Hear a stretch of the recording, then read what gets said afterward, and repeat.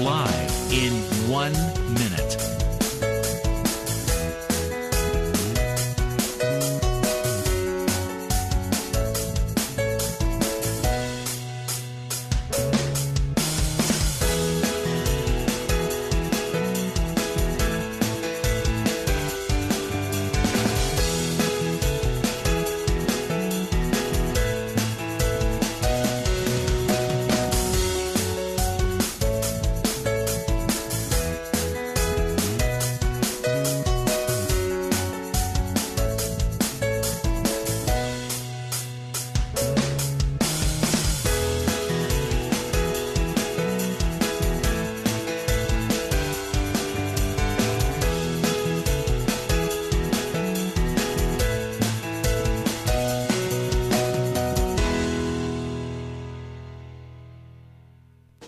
Welcome to Lynn Cullen Live at pghcitypaper.com. Email your questions and comments to Lynn at pghcitypaper.com. Oh. Oh. Oh. Oh, that's loud. You just called me shrewd. Was that an anti-Semitic remark? Goodness, no. No. Where? Okay. You just keep talking. I'll work this Yeah, out. here we are. Hello, good morning. Blue skies is coming. Chris Potter's here. Hello. Hello. I got a level now. I'm good. You got a level. I got a level. All right. Oops. Well. Gee, so, not like I'm pretty much talked out about, the goings-on in D.C. Yeah. You got any thoughts? There's no way to say something everybody else hasn't said at some point, unless you could possibly do it. Although I recall a quote, and it might have been one of the first things you said when you started appearing on this program. Yes. Nah. I said, President Harding has made a terrible mistake in his handling of Teapot Dome. Listen, I'm old. You said something to the effect of that,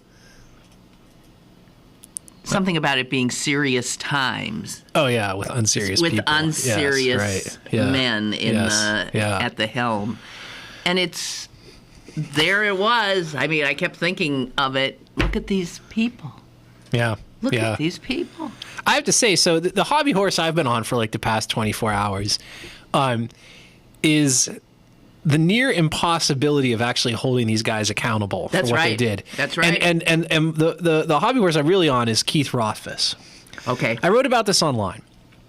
On, what was it, Wednesday night? That was the night when all this stuff happened, right? So Wednesday night, 6 o'clock news. The only guy who ever takes this stuff seriously, to his infinite credit, is your friend of mine, John Delano.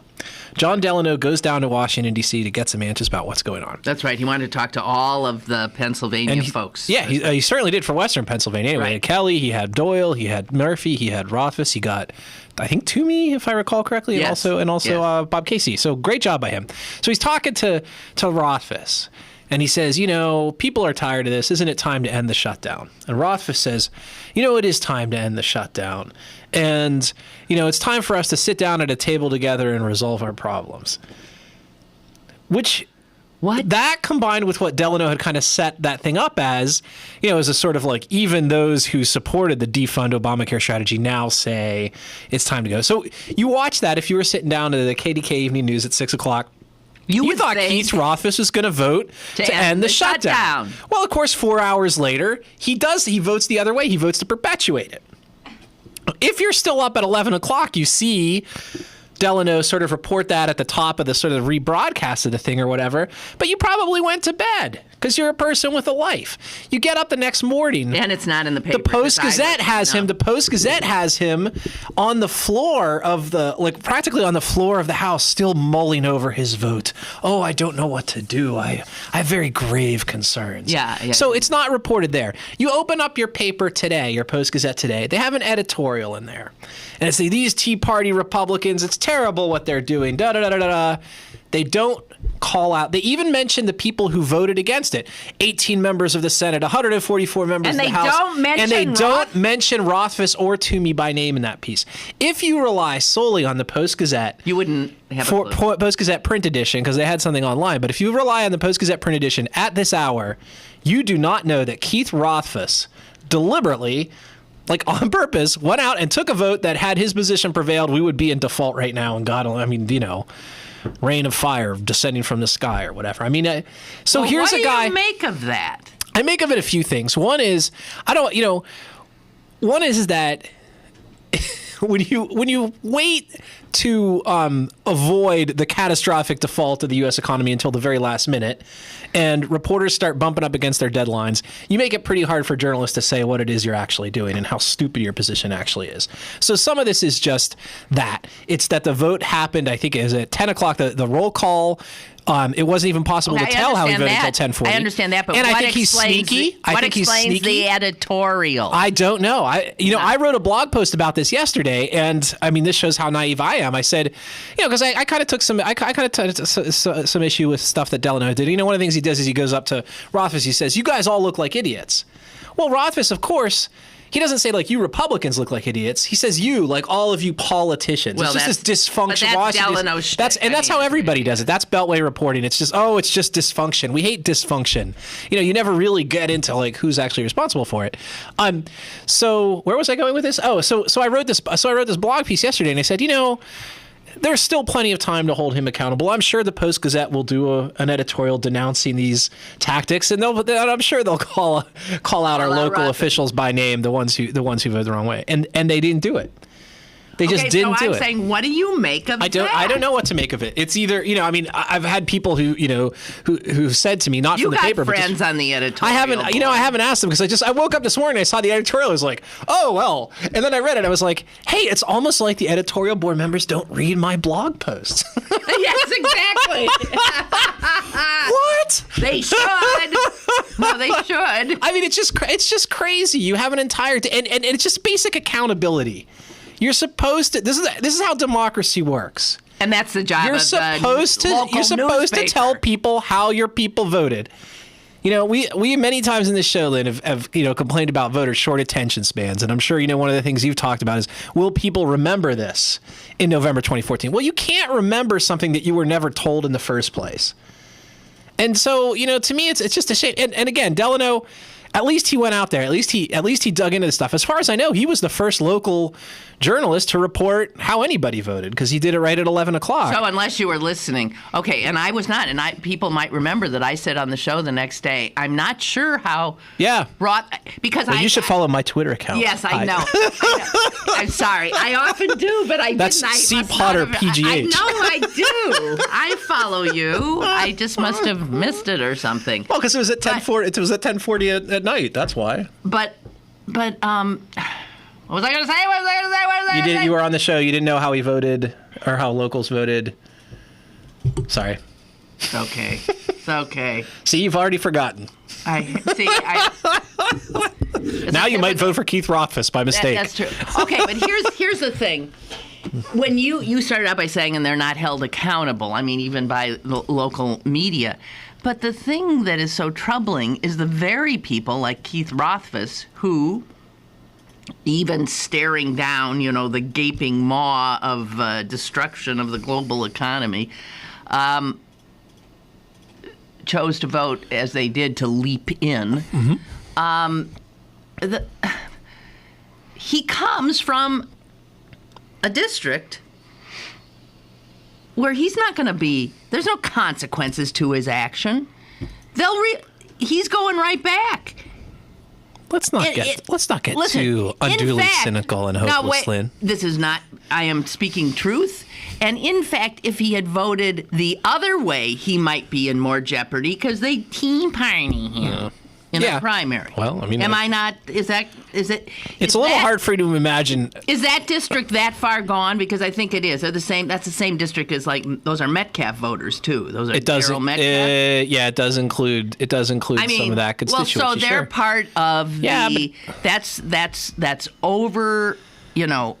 those are crazy people, and they're crazy people. I tell you, I avoid. As soon as I start getting into that area, I try to avoid it. But this is also I drive out an area, of my way to get on the turnpike. But this is also an area that up until this time a year ago was represented by a Democrat, Mark Cruz. So it's not like, I mean, it's been redistricted and so on and so forth. But, and the other thing, too, is I just think this is also part of, and we have an obligation here. I often feel exactly the same way you do, right? I mean, it's gerrymandered. It's hopeless. Some folks you just can't reach, as they say in Cool Hand Luke. And there's a part of me that just sort of says, screw it. I don't want to deal with that. But that, too, is also letting those guys off. That's true. There are, as far as I know, 2 Democrats interested in challenging him next year. He may well be actually primaried. He may actually be primaried by a more moderate Republican. Ooh. Yeah. Whose name I'm blanking on, but yeah. There are who said like this guy's just too extreme for us. I mean, this is a district that includes Johnstown. Right, the home of a couple of famous floods, actually, and their elected representatives, almost the first thing he did in office after, like sharpening the pencils or whatever, was to vote against disaster aid for the victims of Hurricane Sandy. So and he did this thing now too, and it's just I mean he's an ideologue. Let's be honest. But you're saying you said he was like sneaky. I think what is it? So he says what needs to be said. He knows how to say things where he's not saying anything. I will say this I mean I'm impressed by the sheer mendacity of his press releases when he's talked about his votes. He's characterized his votes. Explain, for those who don't know mendacity, that's a lie. Yeah. I mean, it's just a shrewd job of it too.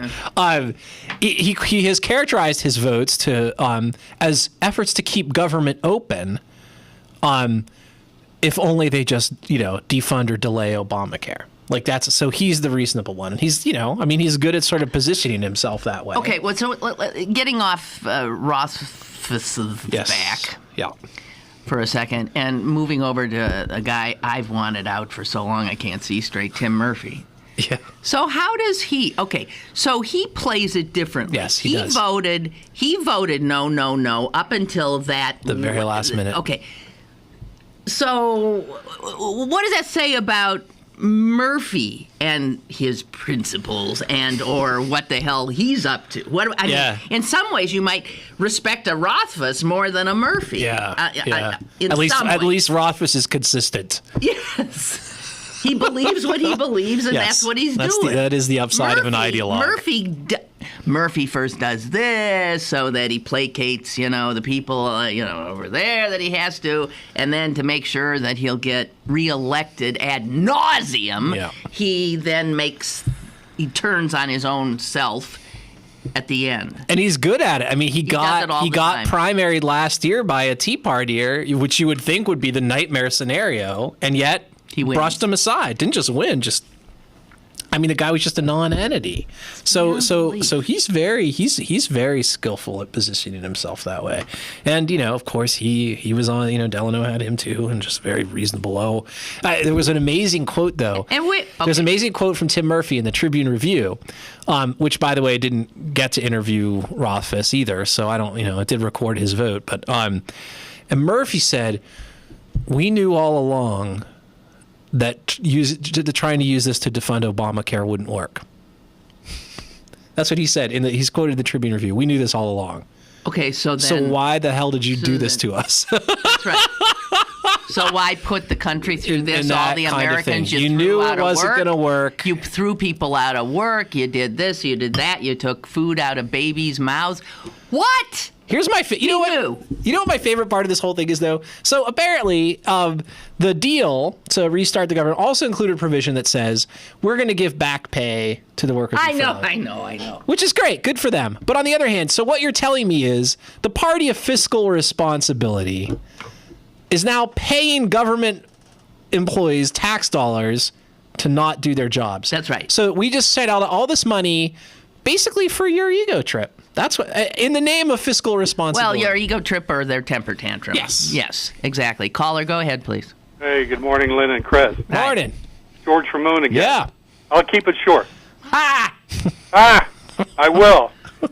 I had to get in my 2 cents on Murphy because I'm a constituent of his. Yes. Well, geez, why don't you do some door knocking? We've done it. Yeah. The guy is skilled, okay? Yes. Yep. But here's my take on it. We'd like to get rid of him. Democrats want to get rid of him. He is an anathema to Democrats. Everybody knows that.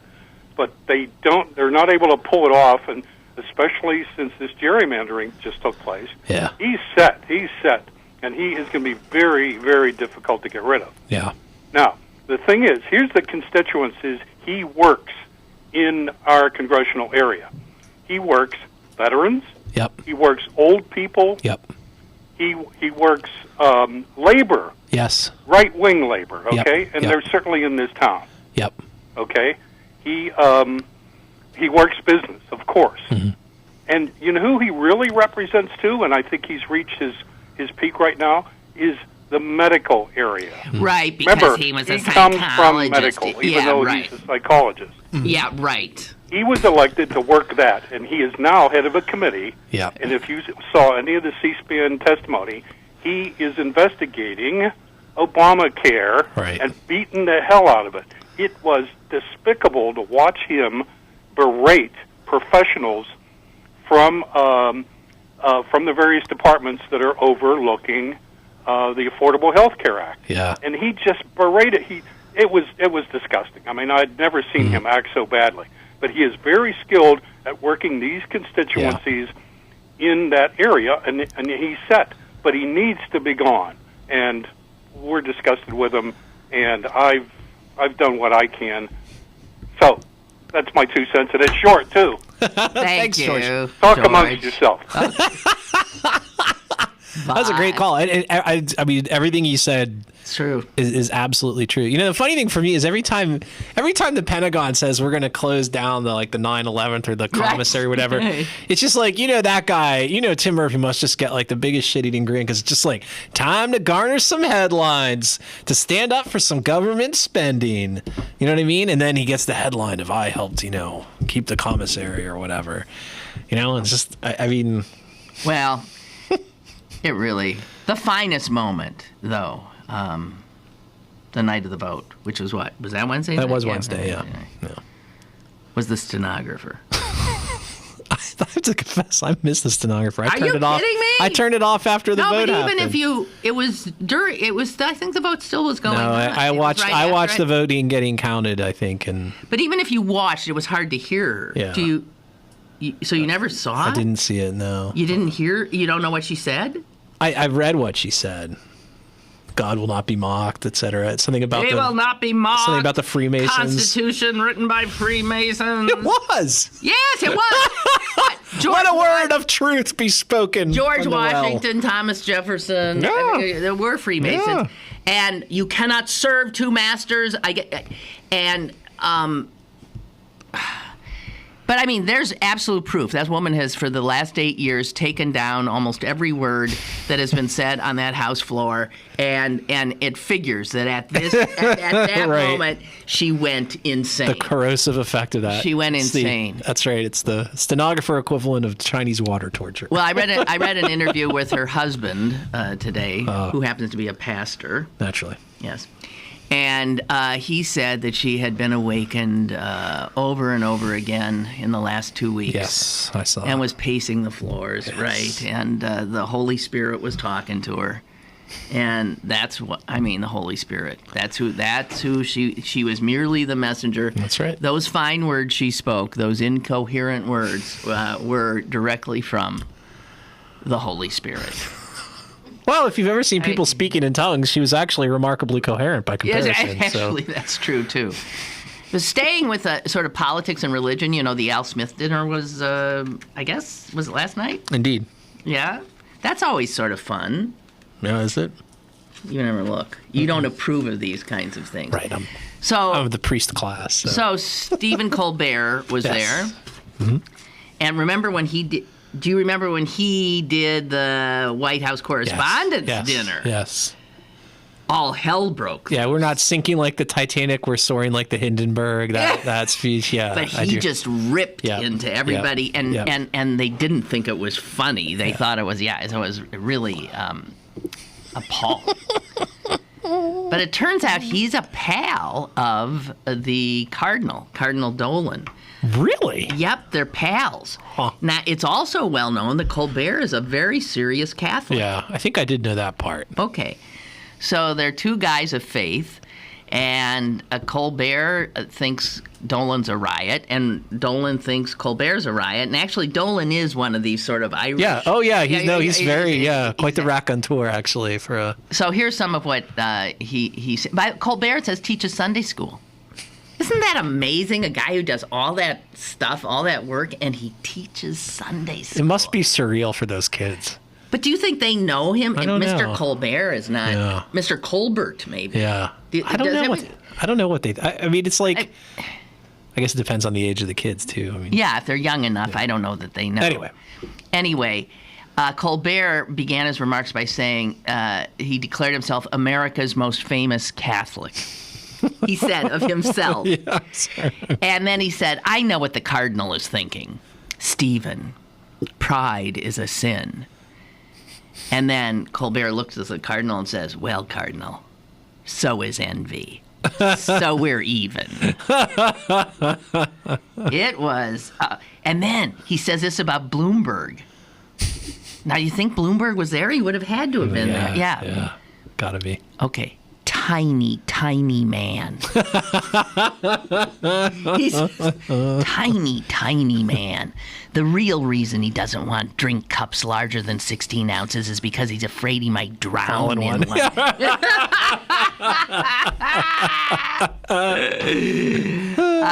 On Christine Quinn, the city council speaker who ran for mayor and in the Democratic primary and lost, and he said this. Man, New York City's the only place in the world where the lesbian candidate is too conservative.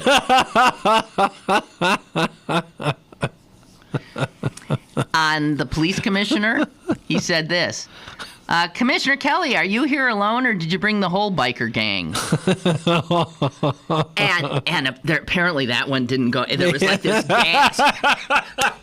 There was a gasp. And Colbert said, oops, I'm in trouble. Okay, and then he started talking about the Pope. He said, he talked about Al Smith, who's, he was the first Catholic to run for the presidency. Right. And talked about him shattering the stained glass ceiling for Catholic politicians. And then he said, and Cardinal Dolan here could have been Pope. And in fact, there was some talk about Dolan. He said, Cardinal, you could have been Pope, but, man, you blew it in the swimsuit competition. And here's a good one. Pope Francis, who's such a humble man, he's saying, if the Pope had planned this event, we wouldn't be here in white tie at the Waldorf. We'd be in sweatpants at the corner booth of the IHOP. All these are right on. Yeah. Oh, if Pope Francis had attended tonight, his humbleness would be out washing the feet of the coat check guy or something. We get it. You're modest. Anyway, it says Cardinal Dolan was laughing hysterically. And he later told the crowd that humor can be critical to a deeper understanding of one's faith. So that's always good. I think there's always good raises money for a good cause and all that. Okay. NP's writing. Oh no, I can't. I ain't reading that. I ain't giving Murphy any of his. Did you see this? Yeah. Mm-hmm. This is what he's sending out to. This is what he's sending out to his constituents.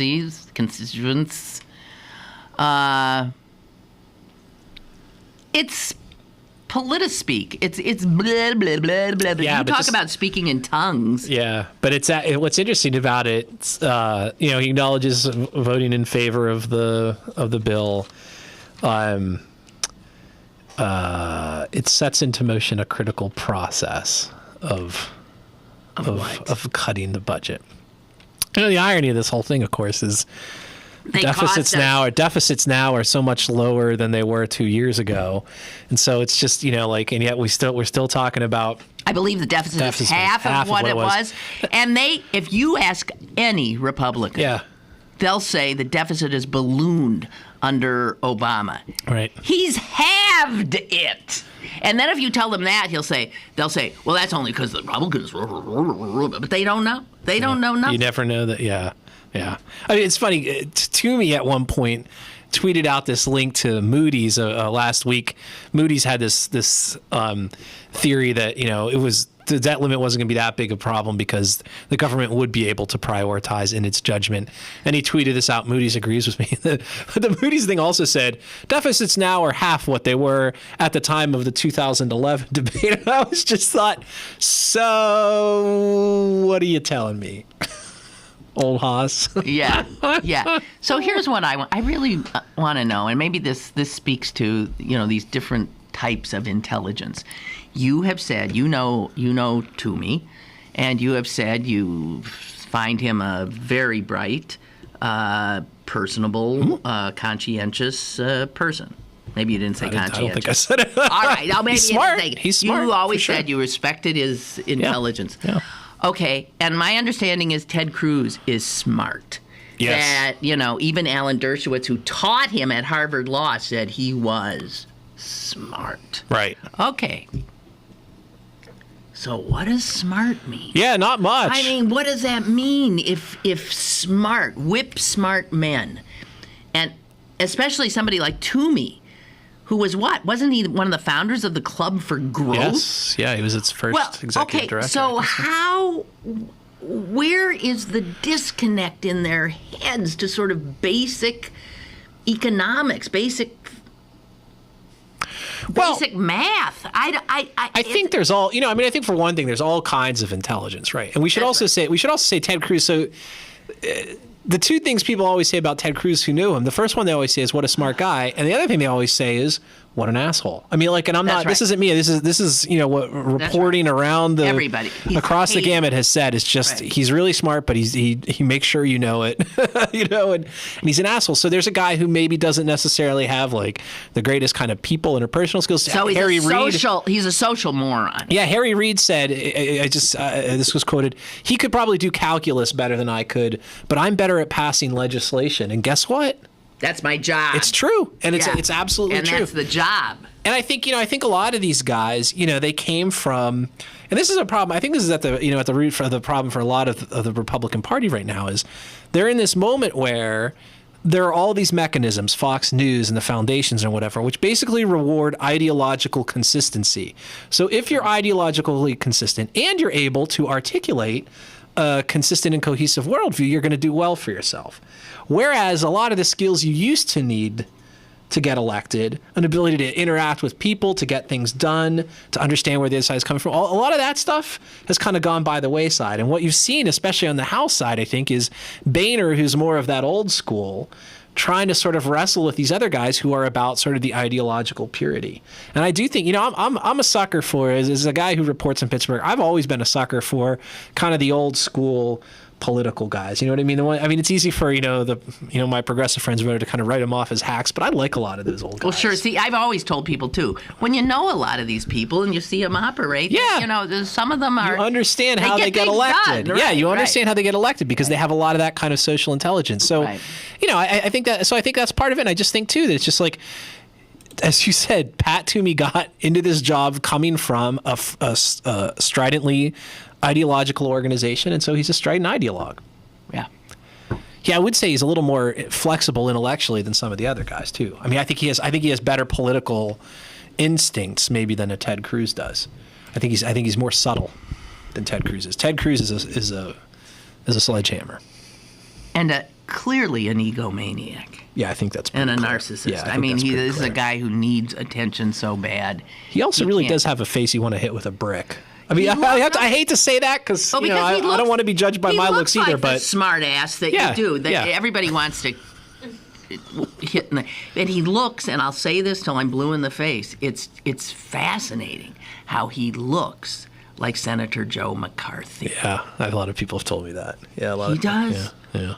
He does. At least McCarthy was kind of a drunk, though, wasn't he? I mean, like. Well, that gave you something to relate to. He was more than kind of a drunk.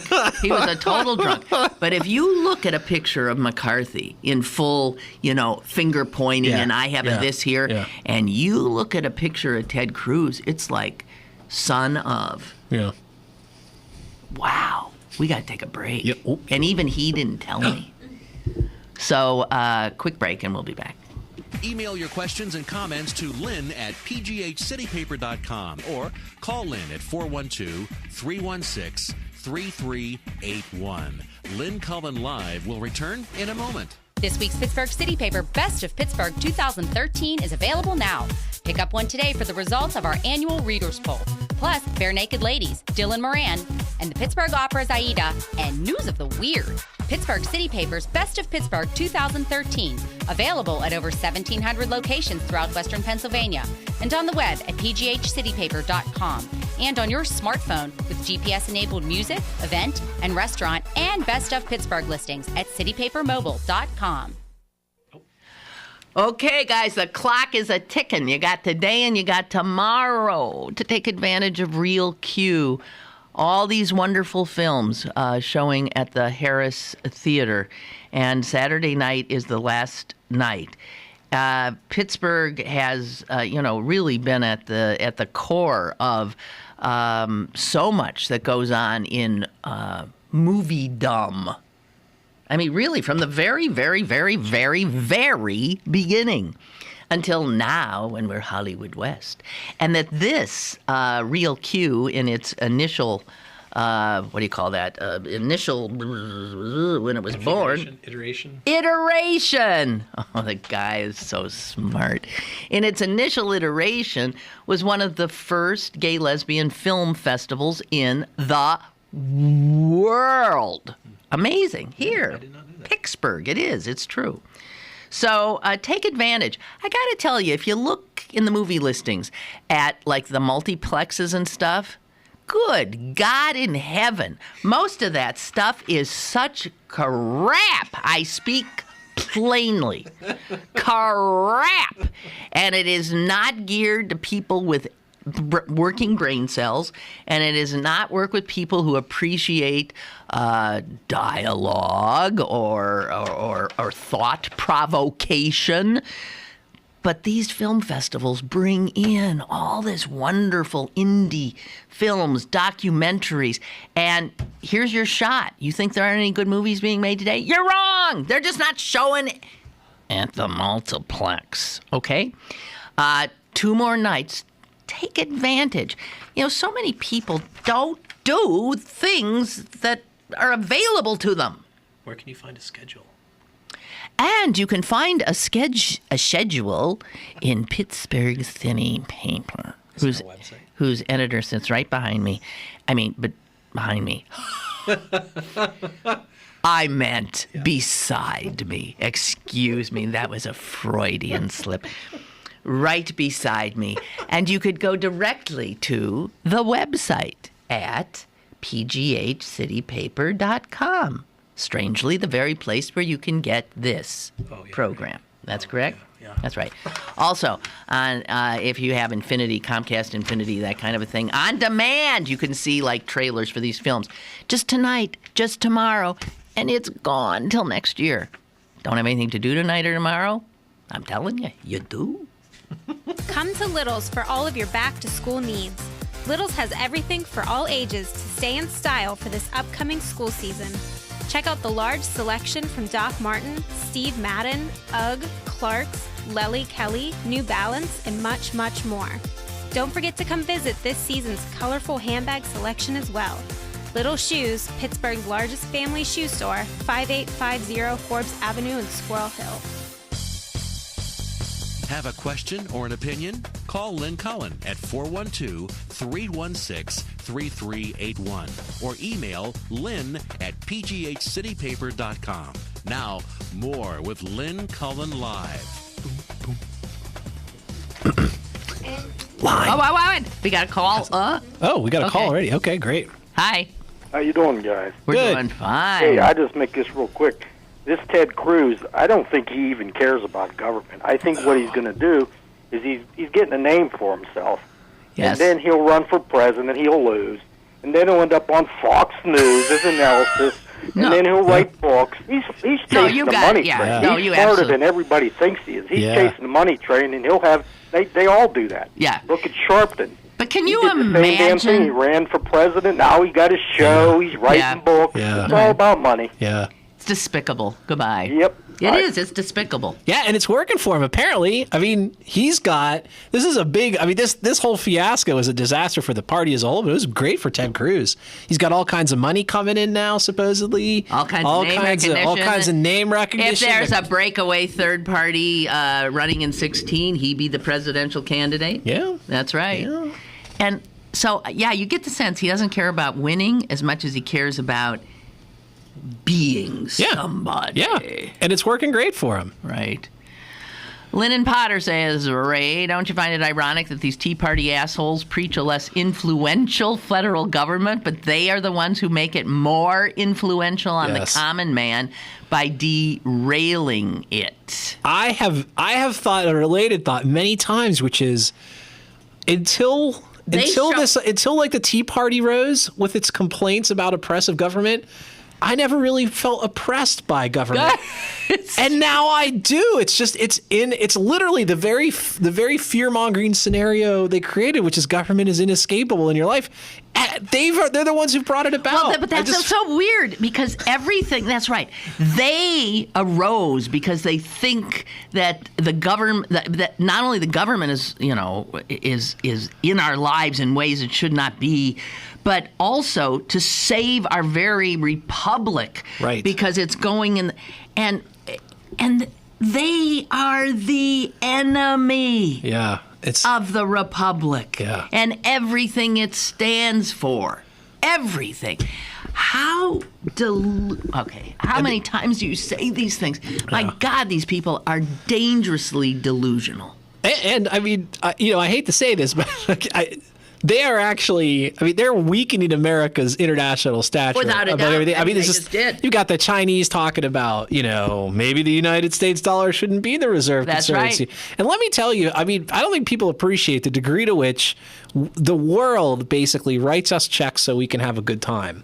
And so, the very fact that oil is all oil transactions are in dollars is a huge subsidy of our economy. And these guys are putting all of that stuff in jeopardy. And I mean, honestly, Lenin used to say the worse, the better. And these guys are Leninists in that sense. They are. These guys are Leninists. And that's the thing that just sort of blows your mind. Like everything it is, they accuse it's all a projection. It's totally everything right. that they say of us is actually true of themselves. Well, that's why I've been saying for years, you feel like you've fallen down a rabbit hole that up is down, and because they're driving this clown car, right? And they don't. Everything that they say is wrong is what they are, and they don't see it. You're right. It's a mirror image. They're like stuck in the funhouse and can't get out. Well, they got us in there. They got us locked up in there with them is the problem. Okay, and I want you to do this very quickly because I don't please care. Please tell me Chaffee isn't going to win. District 7 special election race. I would think As not. I said, I think before, Smart Money is on Deb Gross, who, by the way, just got the FOP endorsement, which I don't even know what to make of, to be honest. Okay, there you go. Got a caller. Hi. Hey, good morning, guys. Hi. Morning. Hey, I want to do a little bit of a callback to your discussion at the top of the show about the stenographer that had a bit of a breakdown or went into a sort of fugue state on the House floor and began, babbling about all sorts of. She was moved by the spirit, you unbeliever. Religious history of the United States. Yes.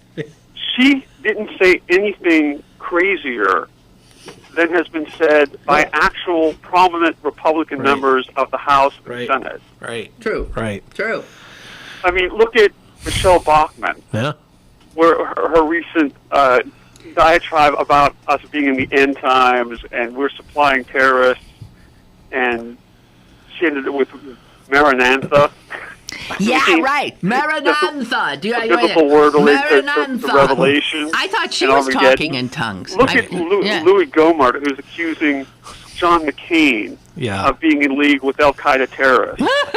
Yeah. Look at James Inhofe in the Senate, who has held that global warming, man-made global warming, is an international conspiracy by the scientific community to enact a one-world government. Right. Oh, dear God in heaven. Well, see... And I understand this is funny, sort of. Yeah. Yeah, but it's not. It's actually pretty darkly funny. Yeah. Oh, yeah. Because we have actual crazy people, like loons and kooks, and people with utterly irrational beliefs as part of the national leadership. Right. They have power. They have power. You know, you bring up a great point. So the sergeant-at-arms hauls this poor stenographer off, and they stick her in a loony bin to be evaluated. Why aren't they? That sergeant-at-arms should be dragging people like 20 a day off the floor and sending them off to Walter Reed Psychiatric. The thing is, there's a long-standing House rule that if you're going to say crazy shit on the floor, you have to be elected first. That's okay. I mean, I agree, and she tried to get into the speakers. I understand that, but what I'm saying is that we should see headlines every day after these people make those statements. Crazy person in Congress. Nation worries. Yes. Cause for public anxiety. Yeah. But we don't. Because of their office, they're treated as if what they're saying has some sort of relation to normality or reality. Right. I mean, I guess because it reflects some of what their constituents believe. Right. I know there was a poll that suggested that a quarter of Republicans believe that President Obama is the Antichrist. That's right. Yeah. I mean, so we actually have to take that seriously. Yeah, I think it kind of goes back to just this question of accountability. There's no real sanction for these guys. There's nothing you can really do to embarrass them, and so they have no shame. They're in safe, protected districts. For the most part, a significant number of their backers are the Republicans of the kind of who furnish poll results of the kind you just mentioned. So, there's just no punishment for that. And the rest of us just politely sort of ignore them. And on this show, I've said this before. Like, I think of a lot of these guys as the crazy guy on the bus. You're stuck on the bus. You have to get from East Liberty downtown. The easiest thing to do is just ignore them until you get off at your stop, and maybe you get off a stop or two early. And I think one of the things that people sort of need to realize from this little incident, this kind of fiasco we just had, is you can't get off the bus. A 15-day temper tantrum. Yeah. By the Congress people controlled by the Tea Party, and instigated by Ted Cruz. And Ted Cruz, by the way, yes, he academically is reputed to be very intelligent. Although, quite frankly, I don't know. I'm less convinced. More and more, I'm less convinced that going to Harvard is necessarily an indication of intelligence. Even though the president did go there, but so did George W. Bush. Yeah. And, it's no guarantee for sure. Many of the members of his administration. Right. But Ted Cruz knew exactly what he was doing. Ted Cruz is, I think, amoral. He cares about Ted Cruz. Yeah. He knew that he had absolutely no chance. I mean, there was absolutely no chance, none, zero, that Obamacare was going to be delayed or defunded. He knew that, but he got himself a huge mailing list and massive donations to line his coffers. And he's absolutely safe as a right-wing Republican from Texas. Yeah, sure. I don't know. I would kind of carve out an exception for him. I don't know that some of these other folks, though. I think, I've probably used temper tantrum. Lynn used it before. I actually think it's worse than that. I mean, I have a 2-year-old, so I know that temper tantrums end. You can ignore them. You put them in timeout or whatever. You give them a couple minutes to chill themselves out. That's what my sister was saying, too. You can deal with a real temper tantrum. This is something else. This is like, I don't know that this is going to break. You know what I mean? I don't know that in January we're not going to be right back here. I mean, I understand the leadership. McConnell has made it very clear that he never wants to be here again. I think, however, the one thing that may help prevent that is the Democrats actually got their shit together this time. Yeah. And said, and it worked. And they saw that it worked. This, no more extortion. No more we have to give you concessions for just doing your damn job. Yeah. You're not getting anything out of this. We're not going to set the precedent again and have you govern this way, where you're just going to call things to a screeching halt in order to get your way, even though you didn't win the election. Right. Although at the risk of... The terrifying thing is that even though I think that we have a pretty good shot of holding the presidency in 2016, eventually these guys are going to get into power again. Yeah. Well, we'll see. I don't know. I mean, they will. Well, we'll see. We'll see. I want to see how 2014 Yeah, goes. thank you, by the way, for a really good call. Yeah. I will say, at the risk of raining on our parade, I mean, I will say that I just read an article this morning, Barack Obama's big legislative agenda, immigration reform, or for that, and healthcare reform. passing a budget. Yeah. It's really amazing. It's like two things. What can he do? Yeah, I know, but I think the point is, this is like, yeah, we feel like, wow, we really took one from them. But when you kind of step back and look, in the broader scheme of things, they are having a remarkable degree of success. Yes, their recalcitrance and obstinacy and only reason for being there, which is to destroy this guy's presidency. Yeah. That's their only reason. It's why they get up in the morning. Yeah. It's the only calculation they ever make. Yeah. And they're not going to destroy it. They're just going to hamstring it. And the craziness of their single-minded hatred is what led them to do this stupid thing, because they become, we all become irrational when we lose it. Right. And they lost it a long time ago. And, I've likened it again to a frightened and sick and dying elephant. And you don't want to be in the room with something like that, because that's a dangerous place to be. Sure. Yeah. Oh, the other thing Obama's going to do, a farm bill. Yes, farm bill. Which benefits rural Republicans. Like, that's going to give him a big success, is benefiting the very people who despise him. You know what? But it's been said, and it is true. This whole bunch, including the farmers and all the rest of these bozos, they would rather hurt this president than help themselves. Yep. It is as simple as that. They would rather hurt this country than allow this president to have any measure of a victory. Yeah, that's exactly what just happened for 2 weeks. That's exactly what. I mean, that used to be the thing 5 years ago. So if you said that, we might feel a little bad about, did we overstate the case? But no, literally, what is it, $24 billion or something like damage to the economy just in the past 2 weeks by these fiscal conservatives. Yes, we salute them. Welcome to the loony bin. We're taking a break.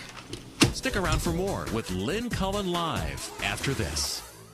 Go to the all-new bergbargains.com for the best deals on gift cards from your favorite local restaurants, bars, museums, attractions, and shows. Log on for great deals from Best of Pittsburgh 2013 winners. Sign up for the weekly email for your chance to win $100 in services from the Swickley Spa. The all-new bergbargains.com, Pittsburgh's best bargains, bergbargains.com. This is Les Ludwig, an independent candidate for mayor of the city of Pittsburgh. I ask for your vote on November 5th, and here's why. Some candidates play politics. I stand for a secure position in regards to fracking, one that's based on my background as a food technologist and opportunities that were presented in my lifetime in the dairy industry when I was a food chemist for the United States Army in Washington, D.C., and the dairy products literally stunk. Someone had to go ahead and take a stand. I did the chemistry, and I stood tall. What are we doing here with fracking? We have a fight between money and public safety. No one has defined clearly where the danger level is in the distance from the wells. Until we take the moratorium for 3 years and find out what that answer is, I have to stand on the side of public health, not on the side of $500 million of money. It's a mistake, because when we poison our water, we literally sentence ourselves to big trouble. I ask you for your vote and the question of standing tall when it comes to making a decision about fracking. Let's keep Allegheny County and its citizens safe. I thank you. Now, it's back to Lynn Cullen live at pghcitypaper.com.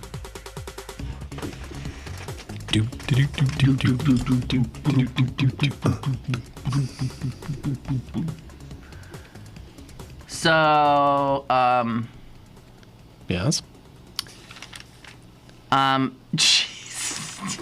We just saw that. No, don't. Hello, we have a caller. Oh, we have a caller. That's too bad, because that's really breaking our momentum. I know. Okay, that's okay. Hey. Go ahead, caller. Oh, good morning, Chris. Good morning, Lynn. Hello. Good morning. Oh, this is your loyal opposition Tea Party Dave calling in. I can't believe you have the nerve. Welcome to the show, Tea Party Dave. I'm happily watching you on the computer screen. I can see you. You can't see me. Yes. Well, Anyway, I just found this just hilarious. Because I always get a good laugh out of your theories and so on and so forth. Can you please explain to me then where does the government get its trillions to spend? Where does it come from? From tax revenues and borrowing, depending on what day of the month it is. From taxes and borrowing. Yep. Correct. So that's how they get their trillions. So that's what we get out of the government. What do you mean that's what we get out of the government? That's how they get their money. Well, yeah, where else they going to get it? The government is the people. I mean, that's the way this works, and we have to give money so it can function and do all the things that government does in fact do, which we came to see a little more clearly when they shut it down. 18% of it was shut down. 18%? Who came up with that? I don't know. That was the number that was put on the ABC News. Yeah, that's why they call it a partial shutdown. Oh, it's a partial shutdown. Right. Okay, so, gosh, can you imagine a real shutdown if we just took government away altogether? That would have been real fun. Well, I heard you talking about how the deficits have actually come down, and you forgot to mention something through all that. It's sort of like, it sounds like a slogan right now, but remember the sequester. Yes. Yes. Right. Yes. That's why the deficits are lower. That's part of it. That's and definitely Obama, part of it. didn't he rail and tell us the doom and gloom and chaos and disaster we were facing should this sequester happen back in March? Well, I think to be fair, let's recall that the sequester came as a result of the last round of wackiness, and so there were a lot of concerns about what would happen at that time if the debt if the debt limit weren't increased, and there were a lot of apocalyptic warnings about that stuff, just as there were this time around. You know, I think what the president said, and there's actually some bipartisan agreement about this, is that the sequester was designed to be painful. The whole idea was that it was supposed to hit the various constituency groups of both parties in a way that they would want to change or address that. And as far as I know, that's still very much true. There's generally an agreement that that it would be better to implement those cuts in a different kind of way. And the whole idea was, if you recall, was they were going to have a budget committee all get together and find the cuts that they needed, and it just couldn't be done. Couldn't be done. They're attempting to do it. Yeah, we're about to go through this exercise because even your party does not. The sequester was a meat cleaver approach. There are ways. Yes, but it's in implementation right now. Yes, there now. Yeah, that's and true. I see. And Obama was taking credit for lowering the deficit. He did. Of something It's not the sequester. The sequester is not the only thing that has lowered the deficit. Yeah, I mean, it's just been. They're spending less. So when you do that, sure. Yeah, that's part of it. Something sure. else. This is just something else because you were talking about May I remind you, just a minute? May I remind you that when this president took office, he was handed the largest deficit this nation has ever seen. Handed it by a Republican. Oh, Lord. What do you mean, oh, Lord? The deficit spending under Bush in his last year was $400 billion. Yeah. It was trillions under Obama. He was trying to dig us out of the hole. The bottom fell out of the economy in late 2008. So. Yeah, come on. 5 years now, we're still. Now I guess we're out, right? It's a booming economy with 70% part-time jobs. Yes, and what just happened in the last few weeks helps slow it down again. All your party does is try to gum up the works, because if this economy starts humming, then that's a win for that black Muslim in the White House. So it can't be those are your words then? Oh, no. I am paraphrasing what I hear. Oh, okay. From your crowd.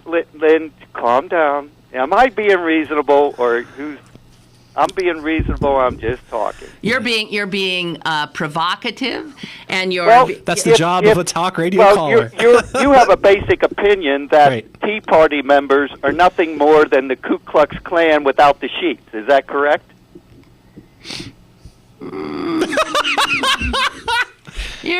Not exactly, but close. Okay.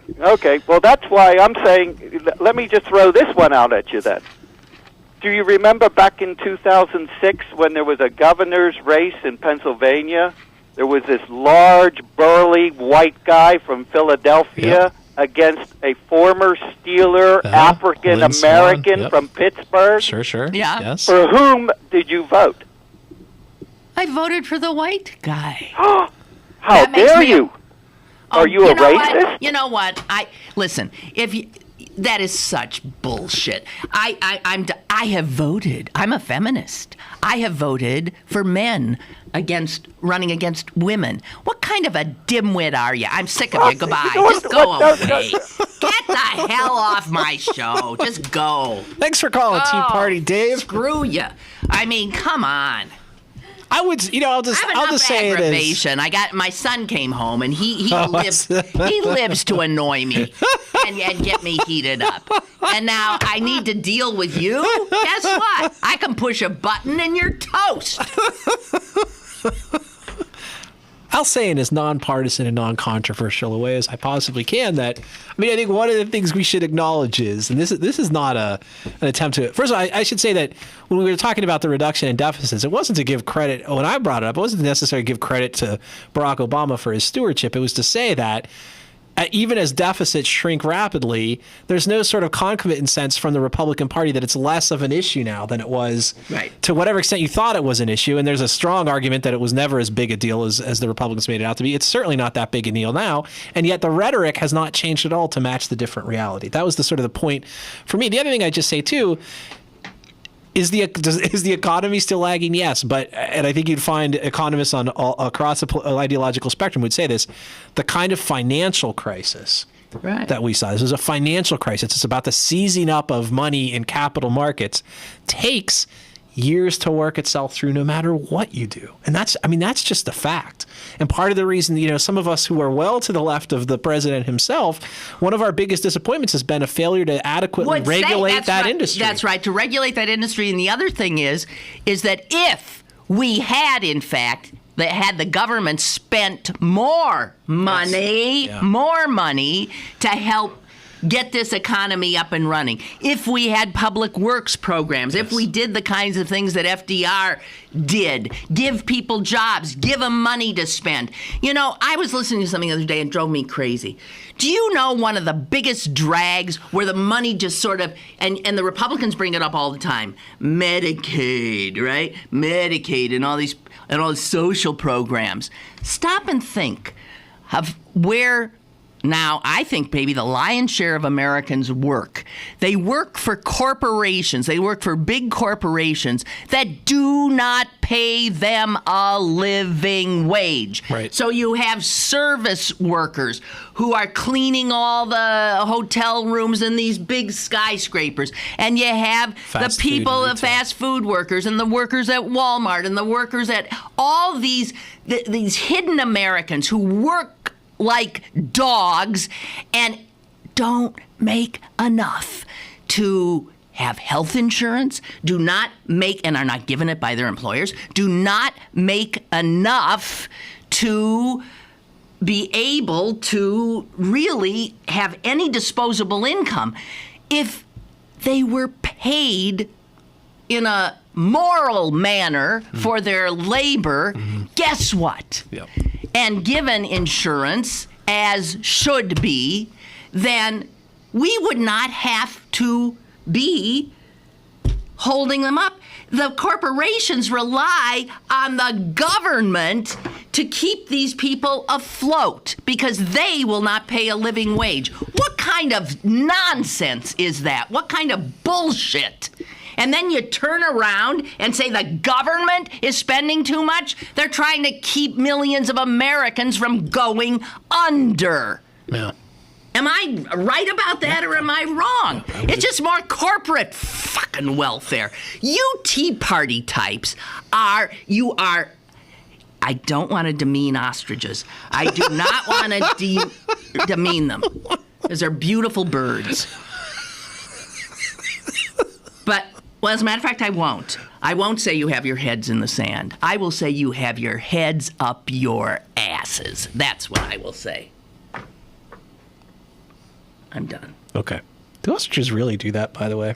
Is that actually something they do? I don't know. Anyway. Let's hear from Ray. I'm so pissed I can't see. Tea Party members are the KKK, says Ray.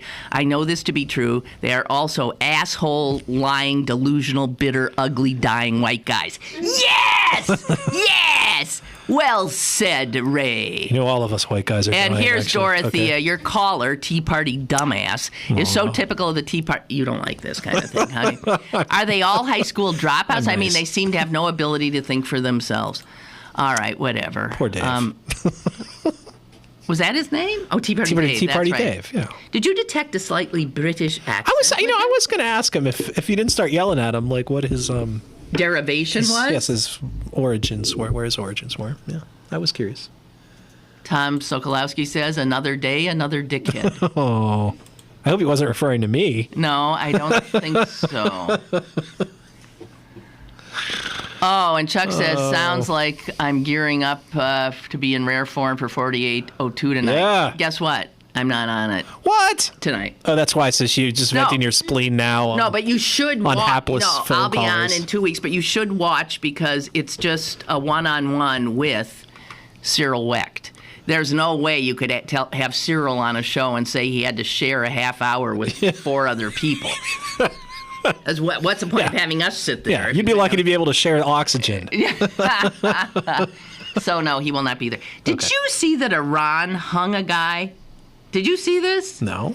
They hung a guy, supposedly dealt drugs, 37 years old, Alireza something or other. Yeah. And he hung there. Like by the neck. By the neck. To execute him. From a crane in public for 12 minutes. And they took him down. Doctor declared him dead. He wasn't. He survived a hanging. Wow. They ordered that he be taken to a hospital and revived. So they could do it again. So they could hang him again. And did it take the second time? No, they haven't done it yet. Unbelievable. He'll regret surviving that first one. I mean, really, how would you like to go through that again? Yeah. That's pretty disgusting. And here's I'd also be looking into that doctor's credentials, too. Okay, yes, right. And here's another piece of, I think, sort of good news. You know, wealth distribution in this country is outrageous. And what is, I don't know, the 1% and how much money, what percentage of the pie a few people have. I don't know. I mean, but it's, how many? Like the 1% are made up of how many people, do you think? Is it 1 million? Yeah, if there's 1%, it would be about 3 million people. 3 million people. Yeah. Okay. Well, get this. In Russia. Yeah. Wealth disparity in this formerly communist country. Isn't that, this is something. Right. Boy, Karl Marx would roll in his grave. 35% of Russia's wealth is held by 110 people. Yeah. Yeah. They got more than a third of the pie of this country with a lot bigger population than ours. 110 people have a third of it. Yep. Unbelievable. And here's one other item I just want to check in with you. You know, with Weiner finally going totally down, you know, and his wife is totally tight with and has worked for Hillary Clinton. Right? Hillary Clinton's about to run for president of the United States. There is no way, there is no way they can have Weiner anywhere near them. Right. And so they're saying now that it looks like Huma is going to be made an ambassador? No. Oh. To a very small country on the other side of the globe. She's really being put in the position of either, if she wants to go on with Hillary, she got to get rid of him. Really? That's what it says here. That seems ironic, doesn't it? I mean, one of the things about Hillary Clinton is she always stood by her man. Hillary is horrified by Weiner.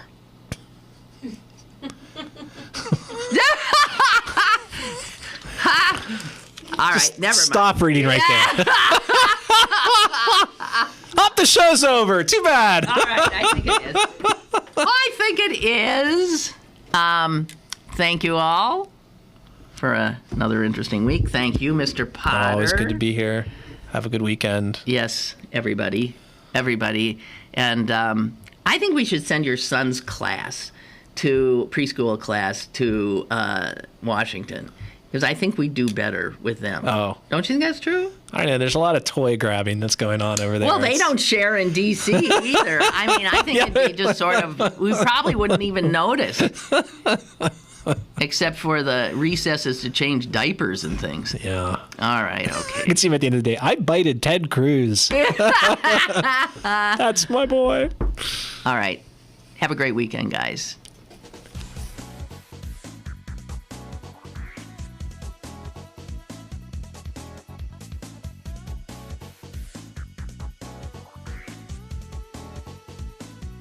Lynn Cullen Live, Monday through Friday from 10 a.m. to 11 a.m. and archived at pghcitypaper.com. The opinions expressed on Lynn Cullen Live are those of the host and do not necessarily reflect the viewpoints of Pittsburgh City Paper, Steel City Media, and its advertisers.